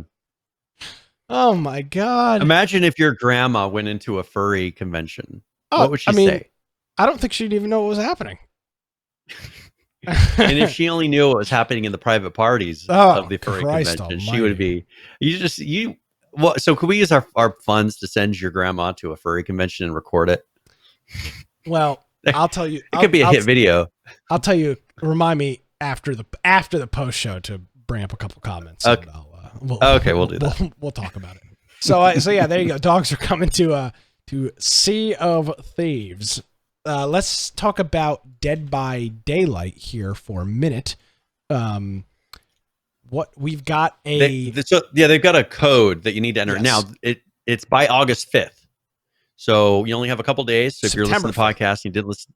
Sorry, September. They did it wrong in the original post, and then they made a comment on it right afterwards saying, "Oh, we mean September 4th." Sorry, it's not September 5th. Why don't they just delete the damn tweet and repost it? They should have, because they did it all wrong. And I read this, I'm like, August 5th, like a month ago? Why are they just posting this? But they do have a code. It has to be by September 4th. They got all that information wrong. So what you do is you go into the game store, hit redeem code at the top right corner, and then put in the code entity pleased. And there's a little video, but it's...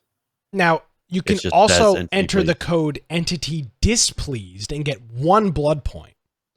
So they said that 72,819 people entered entity displeased into the store, which was not a valid code. So they decided to add that as a valid code, and then you get 1 single blood point for it. So props to them. which is funny, because the entity is always displeased. Yeah. Yeah, Valp says the internet knows what you like, even if you don't yet. So just accept it, Nick. No, Nick, now an official furry. No, that is not. Will you true. be buying a suit? Are you going to be buying a suit here in the coming weeks? No. I don't know why. What if the podcast paid for the suit? Would you wear it? No. I sure as hell wouldn't buy it, and I definitely would not wear it. Okay, just wanted to clarify that. PH wants to know what your persona is. What is your persona?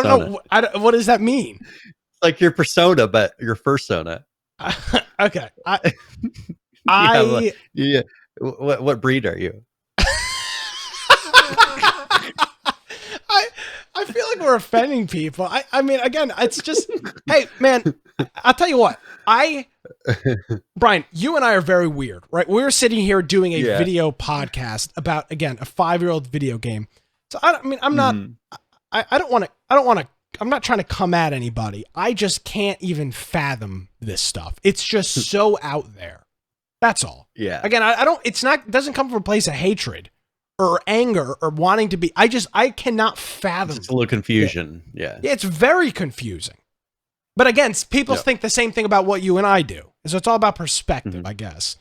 So no, I don't have a persona. I don't know what that means. And no, I'm not wearing a suit. Absolutely not. And Brian, if you come out here dressed as something, I will murder you. I will literally kill you as an intruder in my house. If I never make it back, because Brian dressed up as a dog, and I shot him to first protect myself and protect him and his friends and family and loved ones from the monster he was going to turn into. So just stating that for the It's like, I record. don't want to offend anyone, but now if I'm No, but if wearing you a show up to furry my outfit- house like that, I will kill you. Okay, there's thank no you. two ways about it. I'll keep that. I'll keep that in mind. Please do. I would very much appreciate you keeping that in mind. Thank you. All right, so let's go ahead and move on. So if you're playing Yeah. Dead by Daylight, make sure you enter both of those codes. You can get your bunch of points plus the 1 point. All right, so let's go ahead and talk about Fortnite here really quick. Okay. They came out with their Yeah. season 4, Ooh. and they have a lot of is this Marvel characters in this. Oh, okay. There is a video. So let's the guy they from have, like the Avengers, right? the guy. Well, yeah, but I was going to say the guy from the Black. I don't know if that's wrong, but the guy from the Black Panther died. He was young. He was like 45 or 46 years old. I don't know if you saw that. So that Yeah. Yep. Yeah, that sucks. Yep. So all right, so let's go ahead and let's play the trailer really quick, and it shows off most of the things. Then if we want to discuss any of the particulars, we can do that after.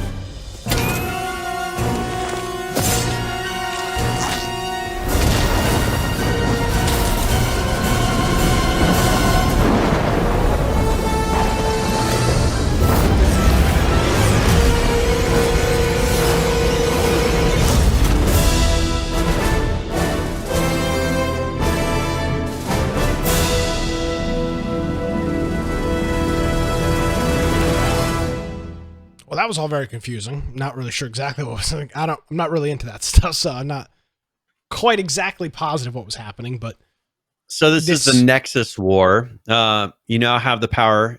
It says take up a superpowers like Doctor Doom's Arcane Gauntlet, Groot's Bramble Shield, Silver Surfer's Board, and more that they'll be adding later in the season. Also, they have. This is not only have the Marvel heroes and villains landed on the island, but so have their iconic locations. So drop into the island and visit new and upcoming locations like Doom's Domain, Sentinel Graveyard, and more. And then they have various weapons and skins, different things that are based on that lore. And then they're going to have things change throughout the season based on what's happening. So, and then they have a season pass that you can do now that has a lot of those skins included in it. Neat. So if there's any of these particular ones you're interested in, if you get the season pass, get to level 100, you'll have unlocked them all and you can use them. So yeah, a lot of new and cool things. So that is Fortnite. All right. ROE, so Rings of Elysium, they put out an update this week as well. Now they have their adventure. This is an update to their season 10 adventure pass. On here, they're calling this Return of the Adventurers, and it kicks off. So it says on here, you can unlock the adventure pass for brand new adventure characters, and pretty much what the season passes are. And you actually earn back a bunch of the points to where you can rebuy it again. So if you do it every time, you actually get a lot back to where it makes it pretty cheap. So this is going to be a 10-week season, and they'll have in here where you can earn back 1,500 E-points, which is like V-Bucks in their world. They have on here a number of, so Igor, which is still, they're going with this very military, and this is more of a Russian, they had a kind of U.S. forces that they did in the previous one. This looks more of a Russian military style. And then they also have one called Edward Miller, and he looks like a police officer. And then they have Mancy. Yeah, Law and Order. Exactly what you like. And then they have Mancy, who they haven't shown yet. Also, they have some limited time modes that they're turning on for this. First of all, there's a new one called Grand Adventure, and this is Europa Island with wind tunnels, respawn stations, pirate ships, and underwater treasure. Ooh. Heavy Metal, which is Europa Island with only sniper rifles and RPG 7s as weapon spawns, and vehicle mod kits as the only available tactical ability. And then they'll have their season 10 limited time ones, which is their weekly rotation of them that you can do through all the rest of the times, like 4v4, Grand Adventure, Heavy Metal, and From Dusk Till Dawn, and Ashen Eye. Their coin store, so they introduced the coin shop, which allows you to go through and buy items with coins that you earn. They also have on here, they've updated the lobby UI. They've added some supporter rewards to this. They have a new player tutorial they've added in this one, and just some changes and updates and various things as well. So a pretty big update. And so this, I've actually told my nephews, I think they should probably try this game because they like doing this style of game and BRs and everything. It's a free to play game. And I think they might enjoy it. So if you haven't tried it, it's very well made. That's one thing I was very surprised about. I didn't have any bugs or issues when I played it. Everything seemed to work. Didn't feel like there were a ton of hackers. So definitely try it out. It's Ring of Elysium. Very cool. Yeah. Well, ROE seems like a really neat game. I don't know. Every time I played it, just burned out on BRs is the problem. Yeah, every time I've played it, it's just never real. It's one of those games that like the pictures and whatnot look really cool, and the idea is like, oh wow, and then you play and it's like, just not there. Yeah. Speaking of BR burnout, let's talk about PUBG for just a quick minute here.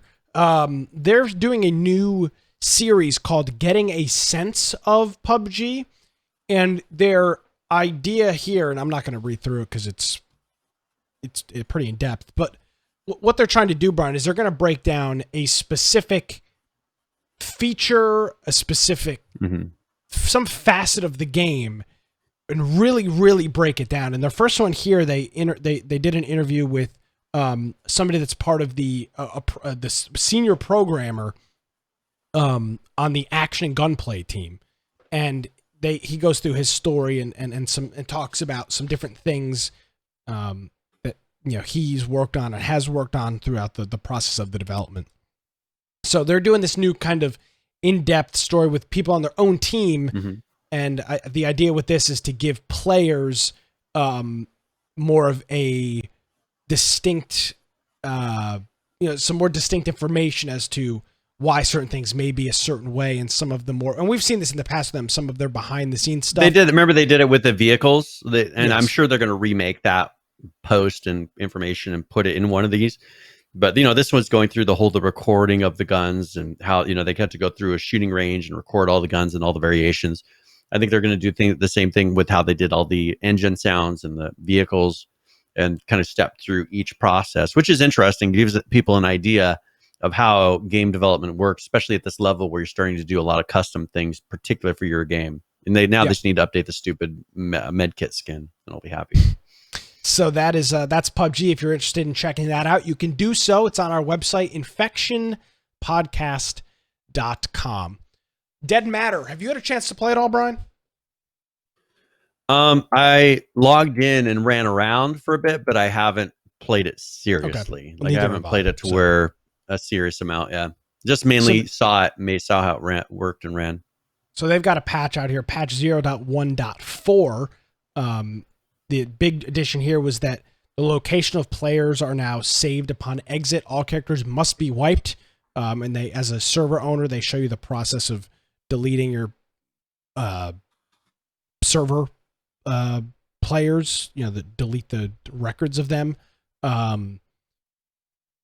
There are a whole bunch of other things in here as well. I'm not going to go through all of it, but pretty decent sized patch for 0.1.4. Just a bunch of fixes and optimizations more than anything else. I will. I was out of town over the weekend, but I'll give this a try this weekend for sure. Okay, yeah, and I'm going to be out of town this weekend as well, but we'll have to figure it out when we get back because I do want to play it. Like I've been ready, but this week's been crazy. So yeah, I feel I haven't been able to do it yet. So yeah, that's. I wish It's funny. Like we were so hyped for it, and then now it's out, and it's just the launch was just so poor. I just have a really, I don't know, negative predisposition. You mean it launched like all the other open world survival games, and no, dude, this was like bad. Took away your emphasis. This was bad. Yeah, I mean it was worse than. Well, we've had some that are similarly worse. True. So true. All right, so let's talk about Last Oasis really quick. People thought that there was some hiccups in their release, and looking back, that actually wasn't too bad, and we haven't heard that much negative news about it. Now, they did have a small patch, and so there's a couple other things we'll talk about, but there's a small patch that they did 1.3.31521, where they fixed VoIP issues, fixed waitlist modules not applying to walker packing, fixed walker packing not stopping when either walker starts safe logging out, and fixed incorrect calculation of walker weight for packing. Now, most of those three of those were all related to the new feature they added, which is the walker packing, and then the VoIP issue. Other than that, they did have on their community update where they go through and talk about some of the development things, talking about wipes and everything else. So if you're interested in that, you can check it out. They did say that to kick off Gamescom, it's currently 34% off until August 31st. So that was yesterday.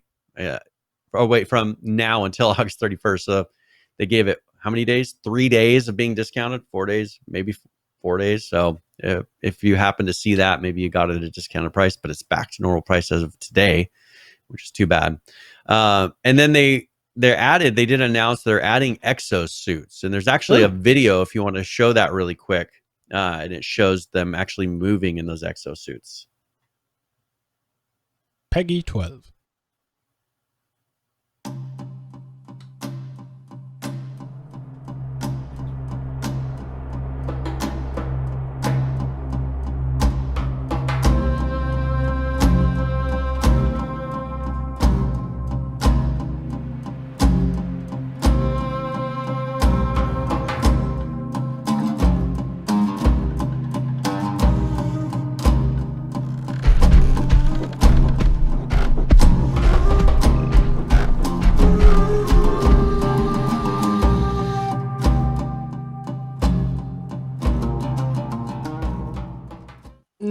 Those look pretty neat. I mean, not. Yeah, so it's kind of a unique looking skin.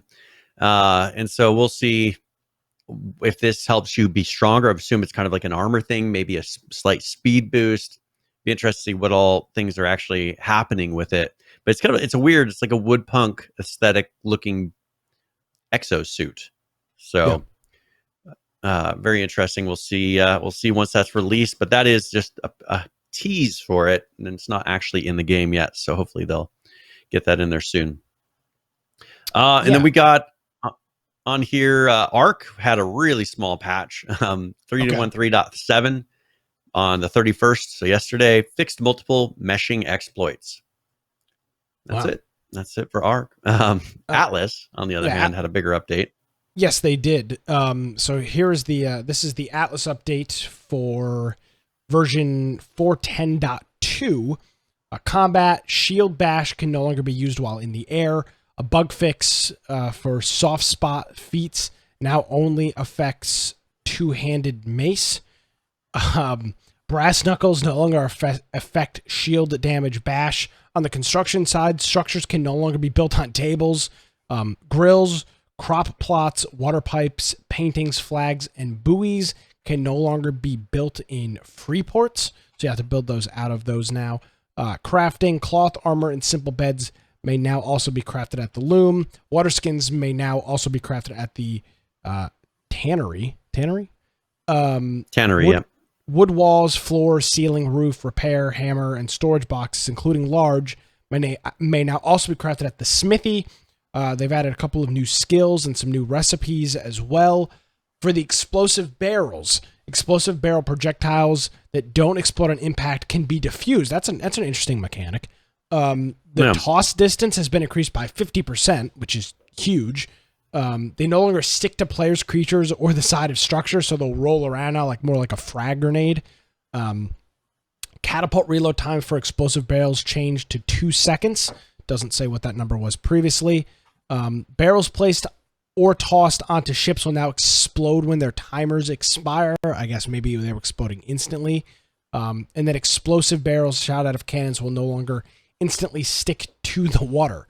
So they'll, I presume, sink now or float or whatever they might do. The Golden Age Ruins Age Ruins creatures XP awarded after creature's death instead of per hit. Damage dealt by ships increased by 100%, and damage dealt by players decreased by 20%. So more of an advantage to kill them by using a ship. That'd be interesting. So were they doing it to where if you hit the creature and then got him near death and then ran away and had him regen his health, you could then go back, keep hitting him, and get double the XP? I presume so. It was doing it per hit rather than when you killed it. Yeah, but so it was like you could totally take advantage of that. But it was probably divvying up the XP per hit. So, right, let's say you get 100 XP and it's 100 health points. You get 1 XP per hit. The problem is, as you said, you can just over and over. You could run away, let it farm regen, and then go back in to try it again, without having to wait for him to respawn. Yep. I don't know. I assume that's what they ran into. So I would presume something like that. Increase the range of ship ammunition containers from 30 meters to 40. Ships no longer leave behind their frame when destroyed. Ships of the damned should now behave normally. On the submarine front, horse cart weapons can no longer be fired from the submarine. Grenades can no longer be thrown from the submarines as well. Cows can now be ridden by equipping a tier 2 saddle. And then for the warehouses and farmhouses, reduced exclusion radiuses from placing warehouses from 2 kilometers to 800 meters, so you can get far closer with those. Increased the weight limit in the warehouse from 50,000 to 250,000, and increased the max inventory from 40 items to 100. Added transfer all, transfer half, and transfer amount options to the warehouse and farmhouse, similar to how stacks are split in your regular inventory. Warehouses now transport wood and thatch. Warehouses no longer transport oil or coal. There will be a solution coming soon for that. And then finally, warehouses and farmhouses no longer have crafting inventory sections that falsely implies you can craft them. Now, what do you think? I mean, they're going for a definite different direction with this, right? Yep. They're going for essentially ARC. Yeah, but in a multi-server type of an environment. Do you think that this could be almost like the ARC MMO in a way? I mean, I think they would have done better if they would just done an ARC MMO and made something that had a huge map. Could it be? There's a sliver. I mean, it's a little bit chance, different of a story. There's a little bit different of, the backstory and everything. But I think that this is much closer. I mean, I think if they go with a totally different direction and make something that's more casual, I think people would enjoy it more. Because for the first time they did it, it was way too hardcore. Agreed. And they found out people are not willing to play it like that. Could it be? Yes. Will it be? Probably not. I don't know. I mean, they're doing a lot of changes. It'll be interesting to see if they actually are able to turn this around. They are, but nobody's playing. And make it something worth playing. Yeah. I mean, they're hoping people will play it, but definitely not. Oh, I mean, I hope that we get $1 million for doing the podcast, but I don't foresee that happening. Hey, you're saying there's a chance? Well, I mean, I can say there's a chance for anything. It doesn't mean it happening. Yeah, we'll see. I mean, I've been keeping an eye on it, and it'd be nice if it actually went somewhere because we own it. But right now, it's just I think they need to add a lot more features and make it to where there's actually feels like you're doing something, not just building a boat and floating, which is what it felt like before. I would tend to agree, my friend. So, all right. Did we cover everything? I think. I believe we did. Okay, cool. All right. Well, that's it for updates. Well, with that being the case, we've got a quick current players here, just a couple of games, and I'll be revamping these graphics for next week to get some new games into the mix here. But currently playing Ark Survival Evolved, 39,691. The 24-hour peak, 65,174, with a 7-day peak of 75,522. Moving on over to Rust, currently playing 35,984, the 24-hour peak, 50,833, with a 7-day peak of 68,319. And finally, wrapping us up here, still going strong, 7 Days to Die, currently playing 21,030, the 24-hour peak, 26,191, with a 7-day peak of 35,287. And Brian, that is going to bring us current with current players and all the people playing various video games. Very good. All right. Well, let's go ahead and talk about tip of the week here really quick. All right. Where either I give a general gaming tip or one for a specific game. And I figured since getting into Grounded, I might as well do that for this one. And this is tip of the week.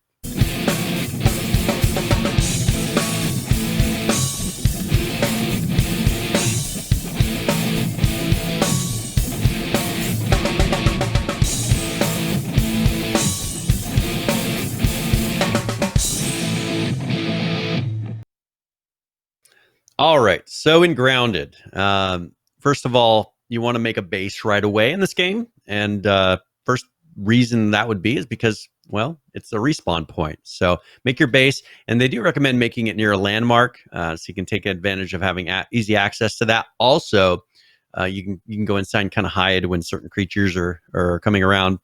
And when you make your lean-to, so the initial base you can make is a lean-to, interact with it, because that when you interact with it the first time, that does set your spawn point. Then when you die, you will spawn back to your base, and you don't have to spawn at a random place and try to run back.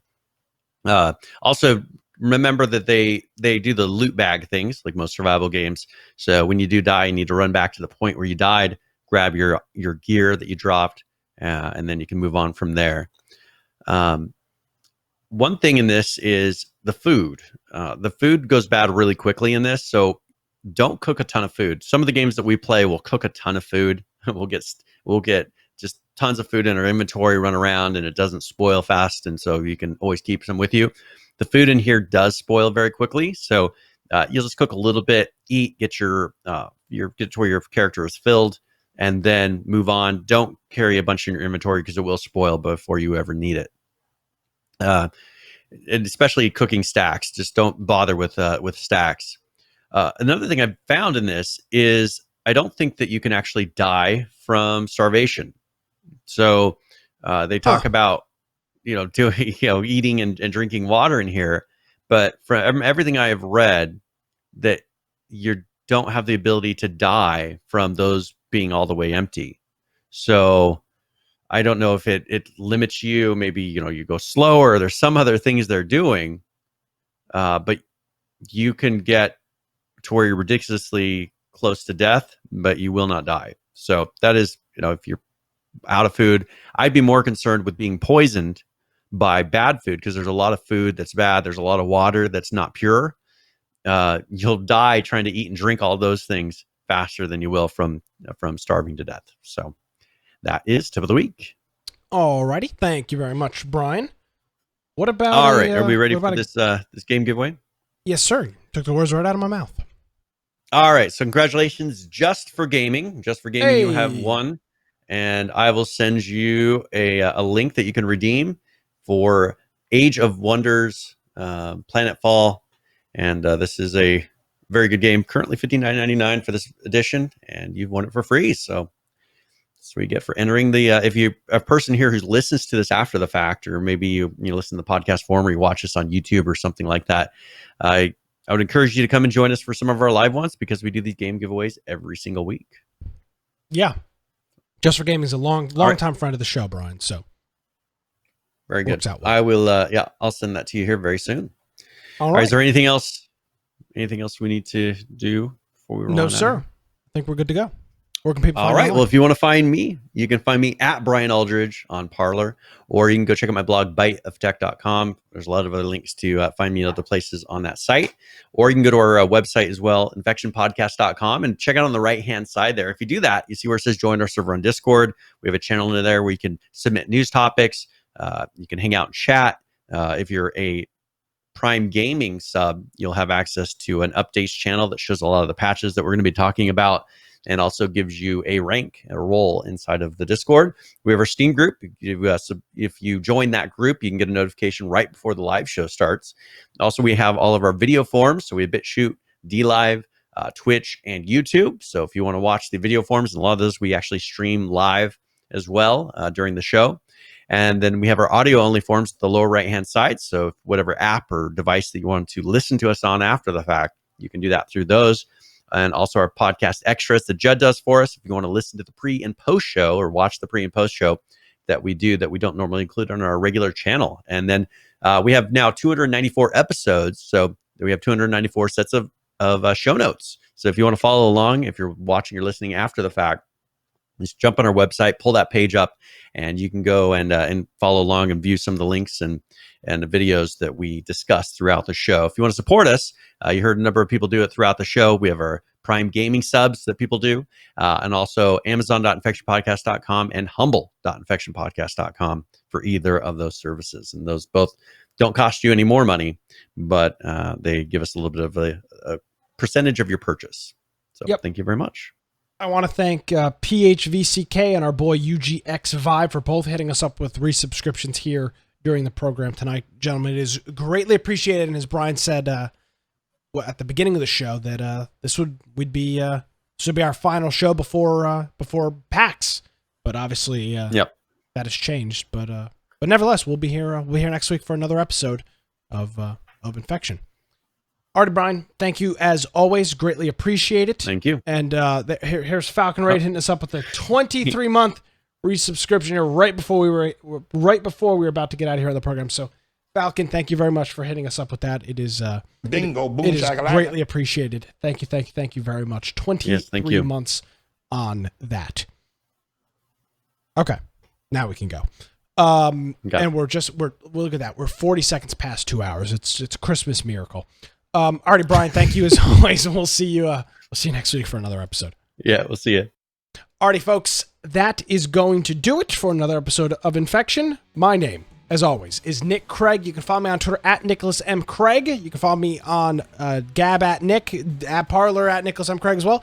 If you missed any portion of the show notes, links, images, videos, all that fun jazz, it's on our website, infectionpodcast.com. Thank you so much for joining us, everybody. Have a great week. We'll see you next time.